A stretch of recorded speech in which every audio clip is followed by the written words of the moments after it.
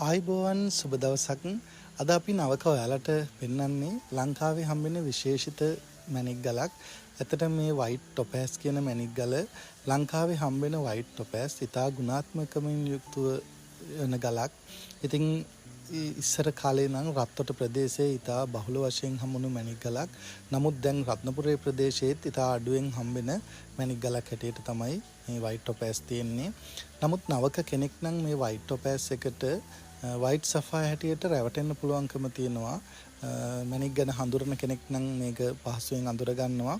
නමුත් නව කෙනෙක් සැලකිලිමත් වෙන්න ඕන. රත්නපුරේදී මැණික් මිලදී ගනිද්දී මේ වයිට් සෆාය කියලා ඒ මිල ගණන් වලට මේ ටොපෑස් ගලක් අපි ගත්තොත් ඒක අපි පාඩු ලබන කාරණාවක් වෙනවා. ඒ නිසා මේ වයිට් ටොපෑස් කියන එක අපි හොඳින් අඳුර ගන්න ඕන මැණික් ගලක් නවක කෙනෙක් හැටියට.